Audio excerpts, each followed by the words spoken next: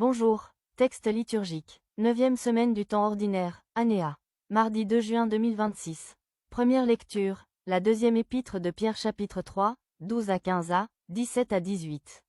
Attendre activement le jour du Seigneur. Vous qui attendez avec tant d'impatience la venue du jour de Dieu, ce jour où les cieux embrasés seront détruits, où les éléments en feu se désagrégeront. Car ce que nous attendons, selon la promesse du Seigneur, c'est un ciel nouveau et une terre nouvelle où résidera la justice. Dans l'attente de ce jour, frères bien-aimés, faites donc tout pour que le Christ vous trouve net et irréprochable, dans la paix. Et si notre Seigneur montre une telle patience, croyez bien que c'est pour votre salut, comme vous l'a écrit aussi Paul, notre frère bien-aimé, avec la sagesse qui lui a été donnée.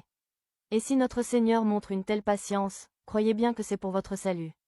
Frères, vous attendez avec impatience la venue du jour de Dieu, ce jour où les cieux embrasés seront détruits, où les éléments en feu se désagrégeront. Alors, mes bien-aimés, vous voilà prévenus. Prenez-y garde, ne vous laissez pas entraîner dans les égarements d'hommes dévoyés, et ne perdez pas la position solide qui est la vôtre. Mais continuez à grandir dans la grâce et la connaissance de Jésus-Christ, notre Seigneur et notre Sauveur. À lui la gloire, dès maintenant et jusqu'au jour de l'éternité.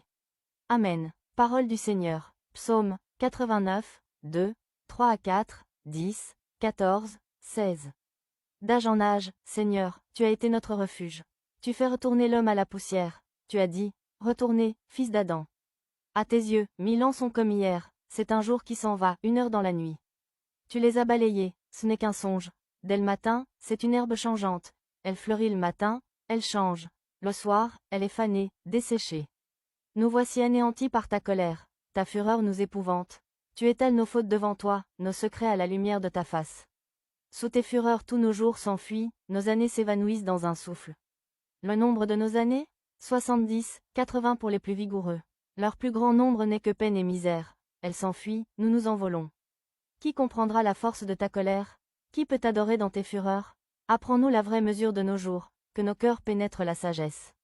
Reviens, Seigneur, pourquoi tarder? Ravise-toi par égard pour tes serviteurs. Rassasie-nous de ton amour au matin, que nous passions nos jours dans la joie et les chants. Rends-nous en joie tes jours de châtiment et les années où nous connaissions le malheur. Fais connaître ton œuvre à tes serviteurs et ta splendeur à leurs fils. Que vienne sur nous la douceur du Seigneur notre Dieu. Consolide pour nous l'ouvrage de nos mains. Oui, consolide l'ouvrage de nos mains. Fais connaître ton œuvre à tes serviteurs et ta splendeur à leurs fils. Acclamation, Évangile, Marc 12, 13 à 17. On envoya à Jésus des pharisiens et des hérodiens pour le prendre au piège en le faisant parler, et ceux-ci viennent lui dire, Maître, nous le savons, tu es toujours vrai. Tu ne te laisses influencer par personne, car tu ne fais pas de différence entre les gens, mais tu enseignes le vrai chemin de Dieu.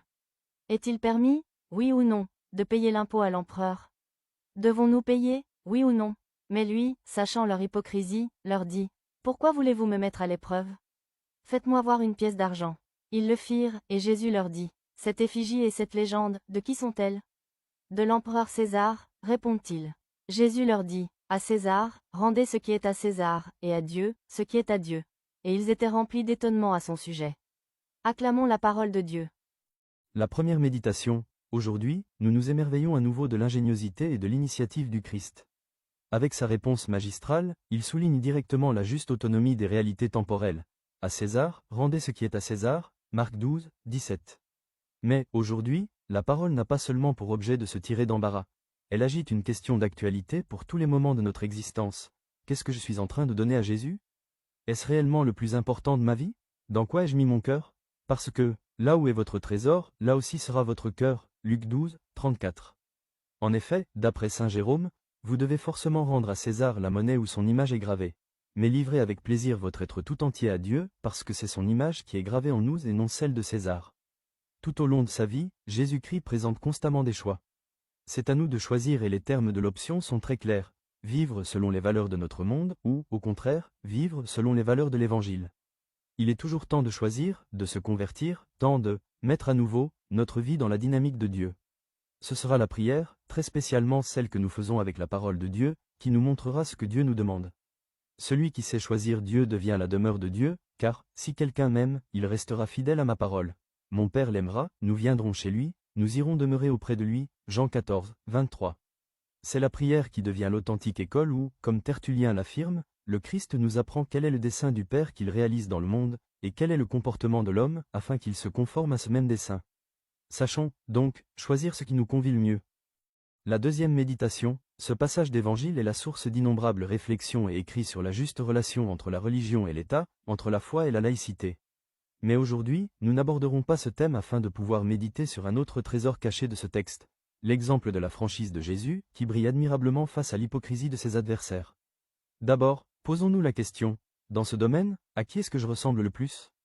Aux pharisiens et partisans du roi Hérode, dont les paroles élogieuses cachent à peine leurs intentions ténébreuses ? Ou est-ce que je ressemble plus à Jésus aux intentions justes et qui proclame la vérité avec courage et sincérité ? Voyons d'abord l'attitude et le comportement des adversaires de Jésus. Comme pour nous, de nombreux aspects de leur vie étaient admirables. Ils priaient tous les jours, avaient fait des études, exerçaient des responsabilités au service de leurs prochains et étaient considérés comme des personnes respectables dans la société. Et pourtant, leurs qualités et leurs mérites étaient contaminés par l'hypocrisie. Ils vivaient en cachette une forme d'idolâtrie de leur propre ego, donnant plus d'importance à leur propre succès qu'au commandement de Dieu et au bien du prochain. En public, ils n'osaient pas montrer leurs réelles pensées et intentions. Derrière une façade de gentillesse, d'éloge et de courtoisie se dissimulait une certaine jalousie face à la popularité de Jésus et un désir de le discréditer et de l'éliminer. Est-ce que j'agis parfois comme eux ? Si je n'ose pas dire ce que je pense vraiment, si j'essaie de m'ajuster à ce que les autres voudraient entendre, est-ce parce que, après tout, mes propres sentiments et intentions ont vraiment besoin de conversion ? Méditons maintenant sur l'attitude et le comportement de Jésus. C'était une personne juste et sincère, à tel point que même ses adversaires disaient « Maître, nous le savons, tu es toujours vrai, tu ne te laisses influencer par personne, car ce n'est pas selon l'apparence que tu considères les gens, mais tu enseignes le chemin de Dieu selon la vérité. » Jésus disait toujours la vérité. Il ne disait pas tout, parce que toute vérité n'est pas bonne à dire, en toutes circonstances, mais ce qu'il disait était toujours vrai. Il n'avait pas besoin de cacher ses vrais sentiments et réelles intentions, car son cœur était bon.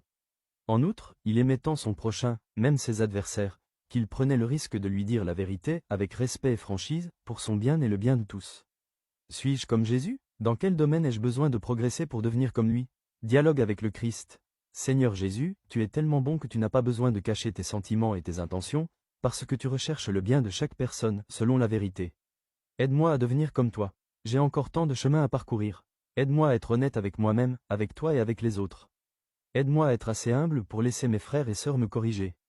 Aide-moi à reconnaître mes fautes avec sincérité pour que tu puisses purifier mes intentions mauvaises et me donner un cœur comme le tien. Aide-moi aussi à aimer les autres comme tu les aimes. Donne-moi le courage de leur dire les vérités qui peuvent les aider, mais toujours avec bonté et respect.